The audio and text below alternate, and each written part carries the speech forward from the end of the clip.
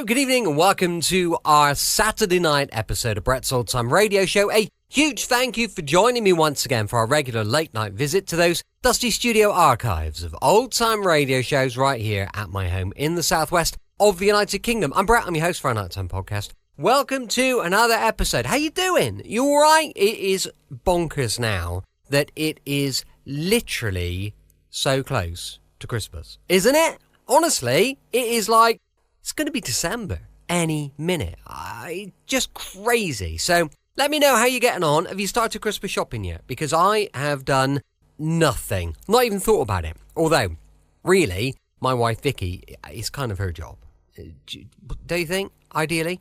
Well, let me tell you, if you've not started your Christmas shopping, I have the perfect solution. Get onto Amazon, quickly, do a search for Danger in the Spanish Sun. There you'll find my first famous 5e type adventure book. If you go to my name and my other books, you'll find that we've done the second version, the second book in the series called Danger on a Spooner Mountain.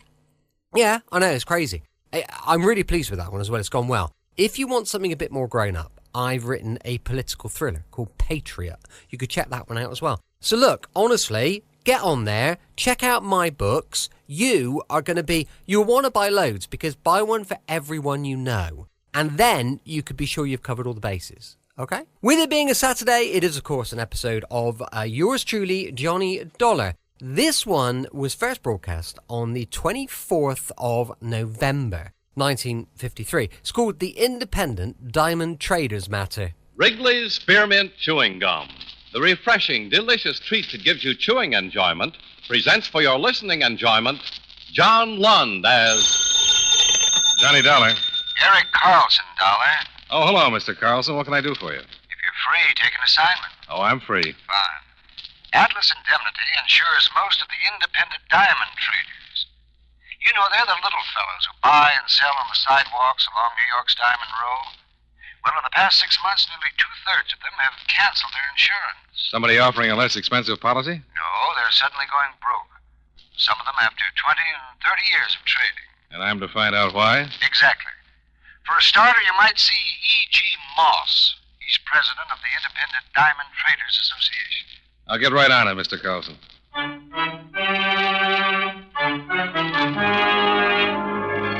the makers of Wrigley's Spearmint Chewing Gum bring you John Lund in another adventure of the man with the action-packed expense account, America's fabulous freelance insurance investigator. Yours truly, Johnny Dollar.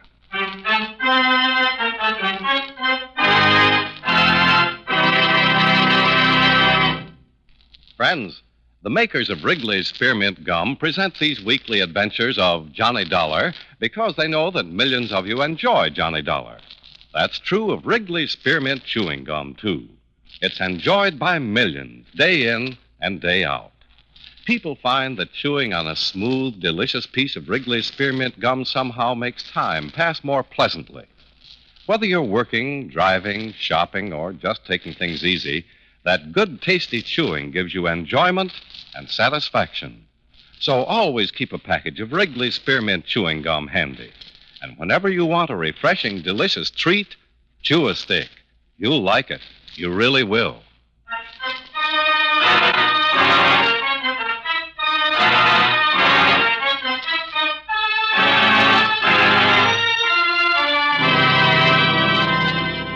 Expense account submitted by Special Investigator Johnny Dollar to Home Office, Atlas Indemnity Company, Hartford, Connecticut. The following is an accounting of expenditures during my investigation of the independent diamond traders matter. Expense account item 1, $21.30, train fare and incidentals between Hartford and New York City. At Grand Central, I phoned the Independent Diamond Traders Association and was told by the secretary that E.G. Moss could see me in half an hour. Outside, the city was being powdered clean and white by a late afternoon snowfall, so I indulged in the luxury of a stroll to the association's 47th Street headquarters. They were on the second floor of a converted brownstone. I was a few minutes early when I entered the dingy, deserted reception room.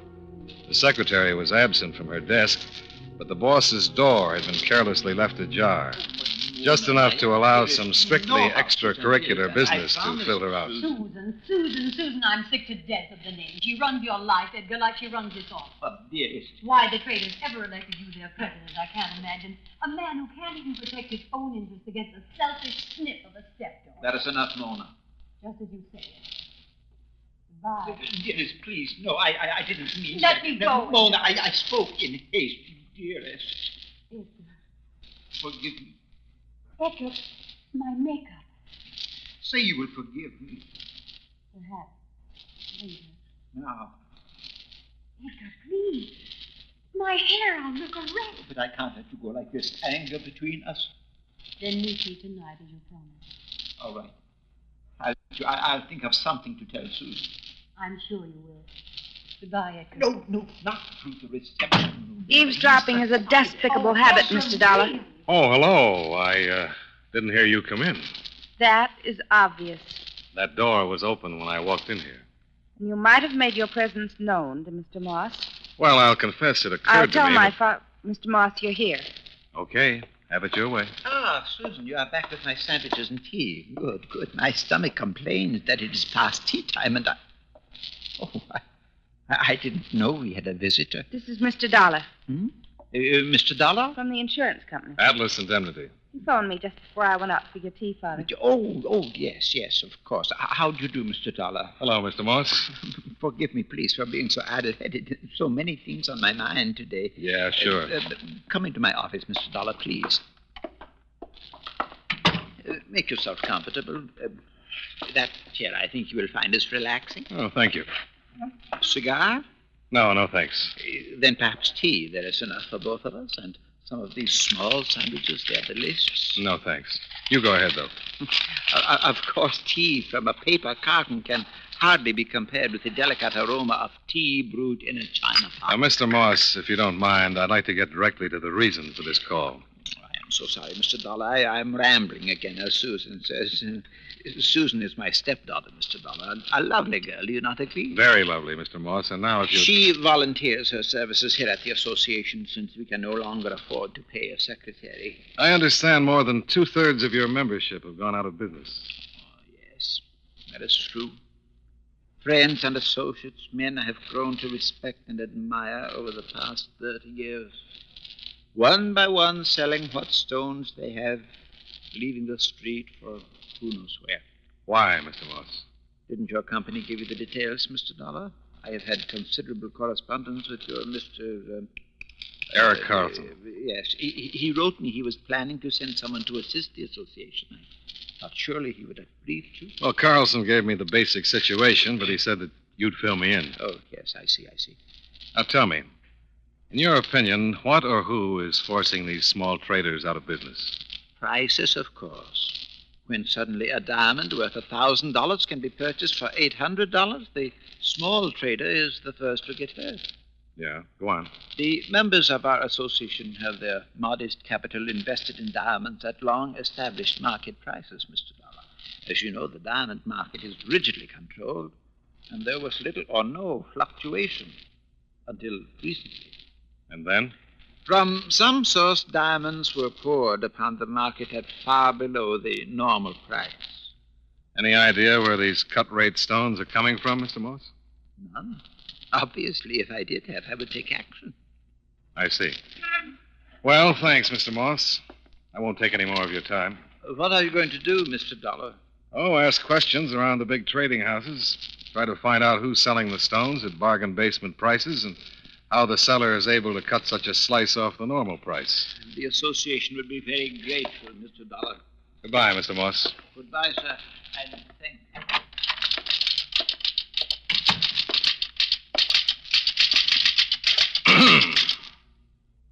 Yes? Any chance of burying the hatchet, Miss Carla? You seem to be very anxious to save face, Mr. Dollar. Look, I said I was sorry. I was listening and you caught me cold. But considering the dialogue that was coming out of your father's office, wouldn't you have listened? Well, I suppose Daddy is a little silly over that woman. And maybe I did leave his door ajar. I accept your apology. Hey, I didn't apologize. I said maybe I left his door ajar. Now who's trying to save face? I didn't apologize. Shall we call it a draw? You're very persuasive, Mr. Dollar. Goodbye, Susan.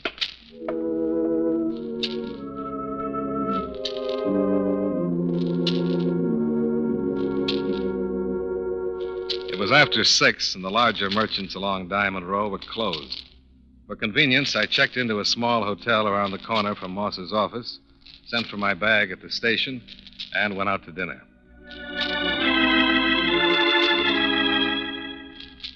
Expense account item 2, $3.05. Note, I don't want this to set a precedent in low dinner tabs. I just wasn't hungry. Well, the charm of the first snowfall had now palled on me, so I bought some papers and returned to the hotel. Oh, yes, sir? 318, please. 380. Oh, Mr. Dollar. Oh, forgive me. I didn't recognize That's all right. you. You've only seen me once before. Oh, yes, of course, but that certainly is no excuse. It just seems that lately I... Oh, my. There I go again. There's a package for you. A package? Yes, I have it here. No, that's not it. No, let me see. Oh, yes. Now, here it is. There you are, sir. Oh, thank you. Were you on duty when this was delivered? Mr. Dollar, with the exception of Wednesdays, I am on duty every day, from 8 in the morning until noon, and from 4 until midnight. And since this is Tuesday, obviously. About this package. Who delivered it? Well, I'm sorry, Mr. Dollar, but I just. Oh, my. I just can't help it. Well, as a matter of fact, I must have dozed off. I found it on the desk about 10 minutes ago. I see. May I have my key, please? 318.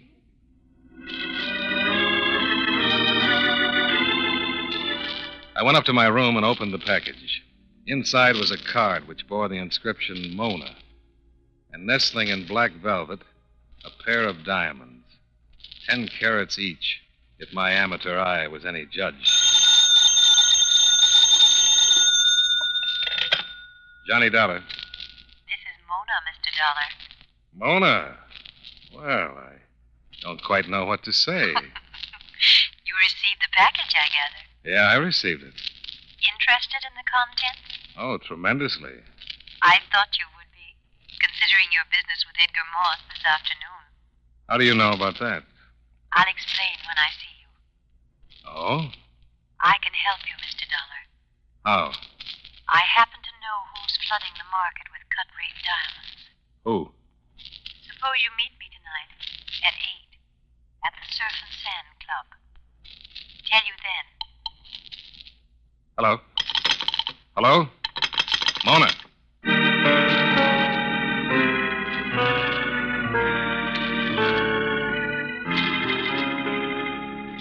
The Surf and Sand was a new night spot on the north shore of Long Island. I ran up expense account item 3, $6.50, including tip, to square things with a taximeter that had all the symptoms of a doped racehorse. The interior of the club was sleek and candlelit, with aquariums of tropical fish wherever you looked and very few customers to admire them. I decided to wait for my date at the bar. Good evening, sir. What's your pleasure? A lady named Mona, bartender. You know her? I know several Monas, sir. Well, lucky you. Your Mona blonde, brunette, or so-so? I couldn't say. Blind date? Mm-hmm. And she has a voice that's more than just a voice. What lady named Mona hasn't? A very astute observation. Now, maybe you'd construct me a nice bourbon and... Hey, suddenly the horizon brightened. You mean that redhead standing in the foyer? Very decorative. No hobby for a man with a weak constitution. You know her? Oh, she comes in now and then. Seems to be looking for someone. You know who? I imagine you. What? Her name's Mona. Oh, why didn't you say so sooner?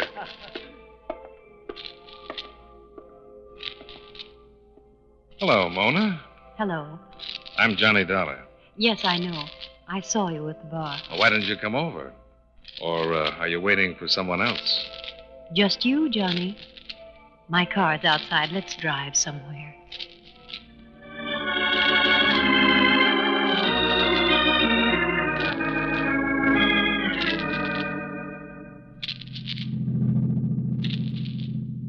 Well, Well, this is my first ride in the Mercedes. Sounds like there's a captive hurricane under the hood. You like my little car, Johnny? Mm-hmm. Tell me, is that speedometer scale optimistic, or can this car really do 120 miles an hour? I don't know. Let's try it. Oh, hey, never mind. I was only curious. Well, I'm curious too, Johnny. Have you lost your mind? Slow down. Why? The highway's deserted. I like to drive fast. Mona. Oh, Johnny. Why did you switch off the ignition? Are you afraid? You bet I'm afraid. Now promise to keep your heel off the accelerator, and I'll turn on the ignition. All right. I'm sorry, Johnny. I acted on impulse. I like to act on impulse. Was it impulse that prompted you to send me those diamonds tonight? No. Or what then? I wanted to arouse your curiosity. Why? Because we hadn't met before. Oh, talk sense, Mona. Well, I just couldn't think of any other way to make certain you'd keep a blind date. And you just happen to have a pair of 10-carat diamonds with RSVP carved on them. I can afford it. Well, a quick look at this car and that sable you're wearing, I'm inclined to believe you can. I like expensive things. Let's talk about cut-rate diamonds. You said on the phone you could help me. You know who's selling them? I do. But Captain LeDrew will tell you. Captain LeDrew. That's where I'm taking you now, to meet him. Why didn't he come to the club with you? He didn't care to take the risk. The risk? Captain LeDrew is wanted by the police.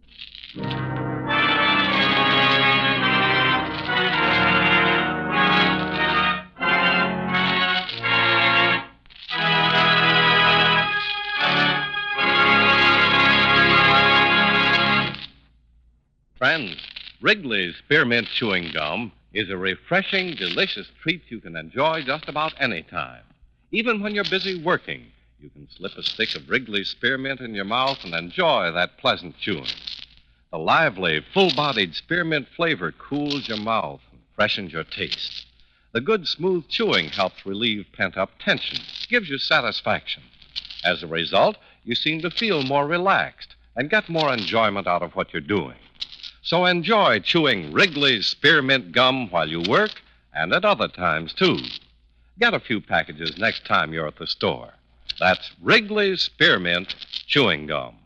Healthful, refreshing, delicious.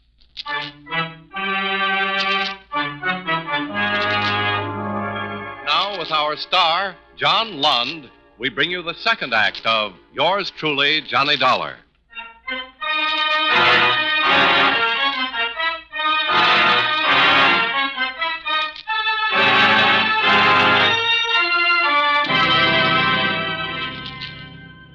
For the rest of the ride north on the Jones Beach Highway, Mona kept the Mercedes at a sane speed and the talks at trifles. When we finally stopped, it was before a ramshackle beach cottage. He's inside. What took you so long, Mona? I've been waiting an hour. Johnny, Mr. Dollar doesn't like to drive fast, Captain LeDrew. Everything okay? He was alone. No one followed him. Would you mind telling me what this is all about? Sit down, Dollar. Pour him a drink, Mona. I'll skip the drink. Then sit down. I should. I'll come right to the point, Dollar. I'm sailing tonight, out of the country. Bon voyage. Don't waste my time with your attempted humor. Up to now, my time has been wasted. Several hours of it. Now, let's get down to cases, Captain. Mona said you'd tell me who's dumping cut-rate diamonds. I am, Dollar. Oh. I smuggle them into the country. That's my business. Racket, you mean? Johnny, be smart. Just listen. Like I said, smuggling is my business. Diamonds. I don't pay taxes. I don't pay custom duty. And you can undersell the legitimate dealers and still show a whopping profit, huh? This is my last trip to the States. The market's oversupplied, but I have one final contract to fulfill. How does all this concern me?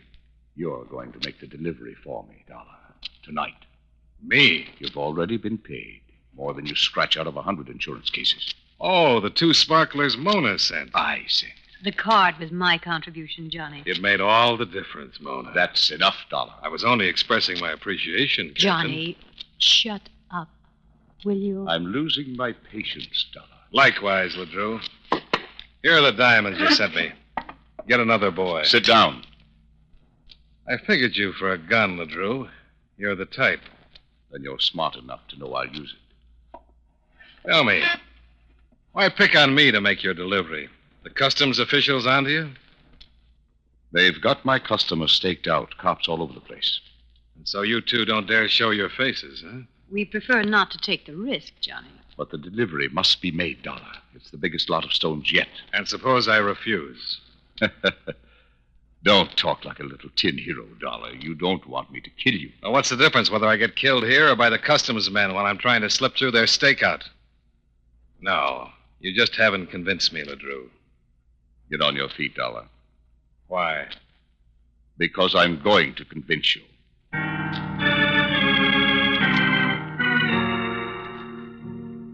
As I got to my feet, I expected Ledrew to start convincing me with the butt of his revolver. But I guessed wrong.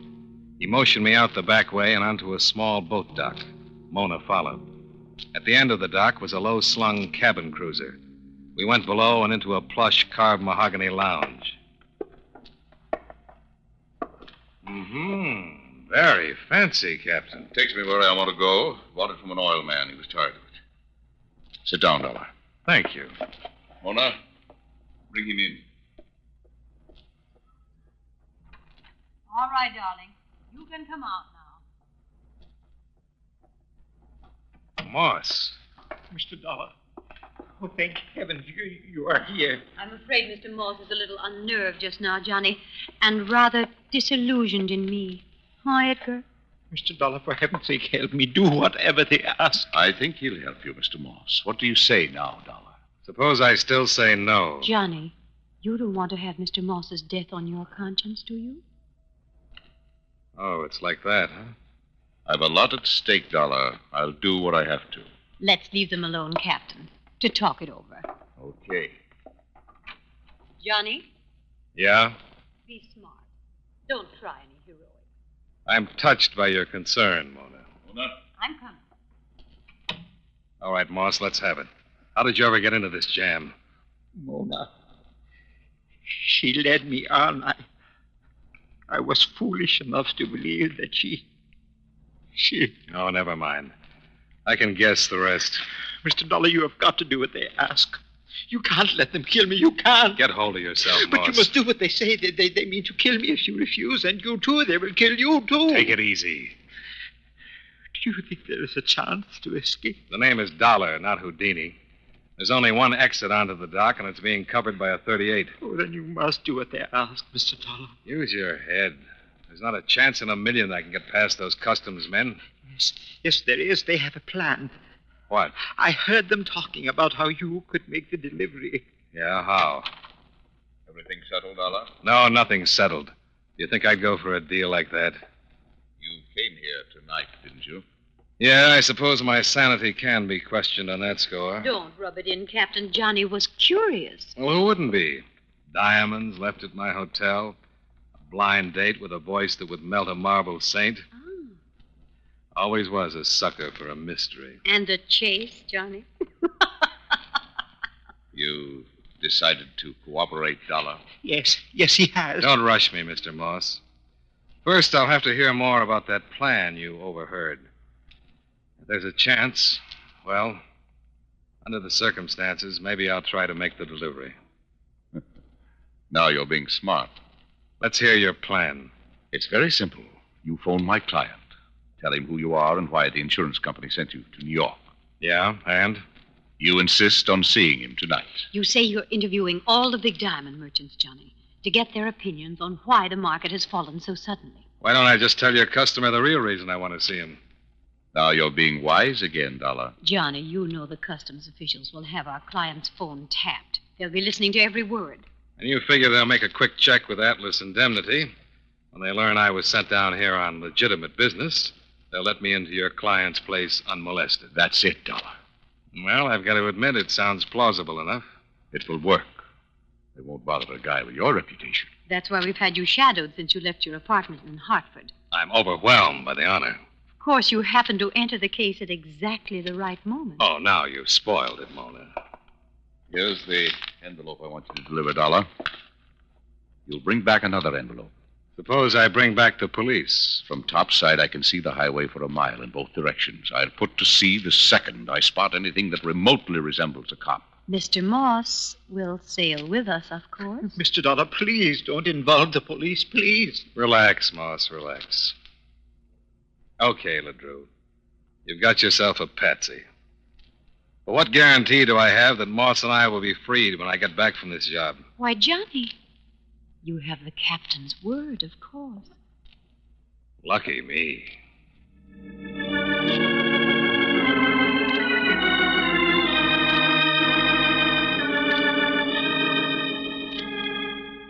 Mona drove me to the nearest gas station where I phoned LeDrew's client. The voice on the other end of the wire was irritated and uncooperative, but I insisted and finally got an okay for a personal interview. Next, I phoned for a cab, and 20 minutes later was dropped at the gate of a swank Plandome estate. I paid off the cabbie, expense account item 4, $3.50, and went inside. No one stopped me, and I made the delivery without a hitch. LeDrew's client gave me the money, and I ran up expense account item 5, $3.80, cab fare back to the beach cottage. On the dock, I found that LeDrew was indeed prepared to put to sea at the slightest sign of a double cross. The cruiser was straining on a short bow line, pulled away from the pier by the tide, the engines throbbing. That's far enough, Dollar. Freeze. Hey, take that light out of my eyes. Keep the flashlight in his face. Cover, Dollar. Keep your hands in sight. I didn't bring a gun, if that's what you're looking for. Smart of you. Where's the money? Under a dozen yards of adhesive. I'm papered with it from my waist to my neck. What's the idea? Your client felt there was still danger of my being stopped and searched. All right, get aboard. I'd rather be unwrapped in the cottage. Get aboard.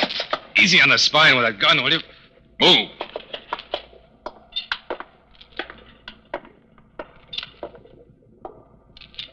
Jump aboard, Dollar. Are you kidding? Even if I weren't taped up, I doubt if I could make that jump. I'll give you a hand on that line. LeDrew made his last mistake. As he bent over to pull in the bow line, I released the line from the mooring bit, pushed him into the water, and jumped for the boat at the same time. He snapped a shot at me on his way down, but I was well aboard by then. Mona, the picture of frustration, went charging up and down the dock, looking for something with which to retrieve her floundering partner, and yelling incantations at me in a voice far from sultry.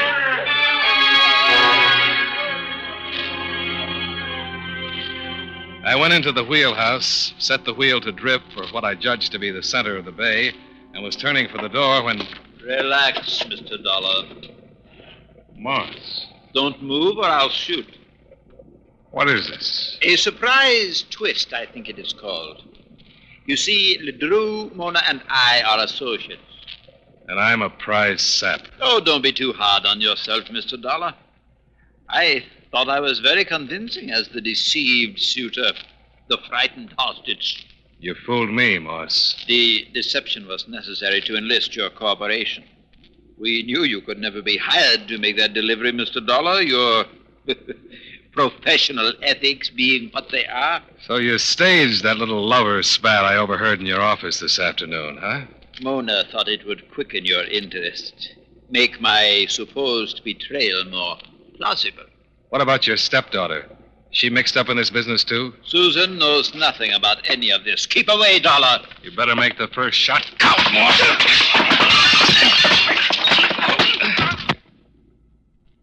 Your reflexes are a little slow, Moss.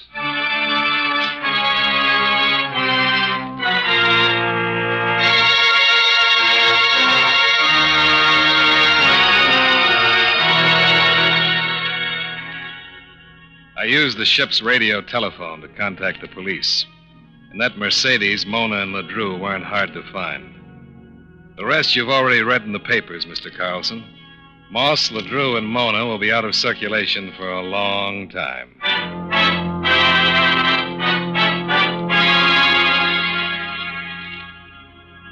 Expense account item 6, $26.05. Train fare and incidentals back to Hartford. Expense account total, $64.20. Yours truly, Johnny Dollar.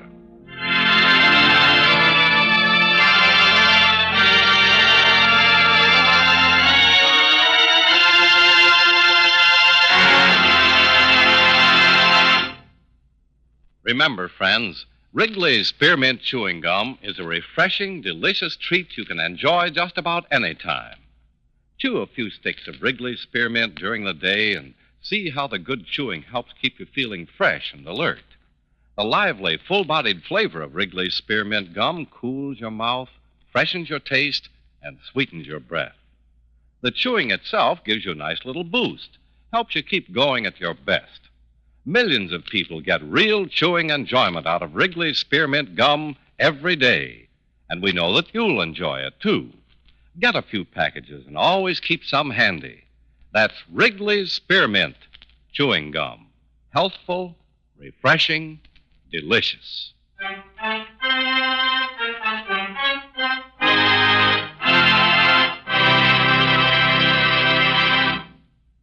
Yours truly, Johnny Dollar, brought to you by Wrigley's Spearmint Chewing Gum, stars John Lund in the title role and was written by Don Sanford with music by Eddie Dunstetter. Featured in tonight's cast were Howard McNear, Parley Baer, Jeanette Nolan, Virginia Gregg, Dick Ryan, and John McIntyre. Yours truly, Johnny Dollar, is produced and directed by Jaime Del Valle.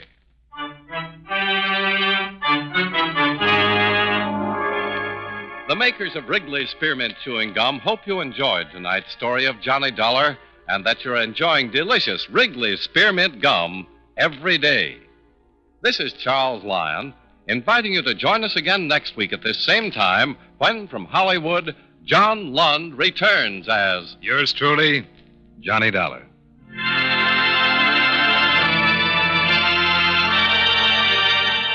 This is the CBS Radio Network.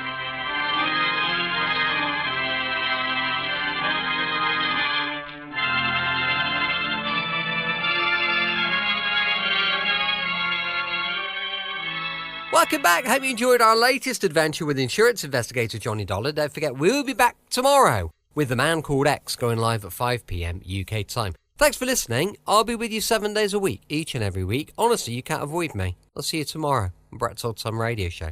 Love you. Bye.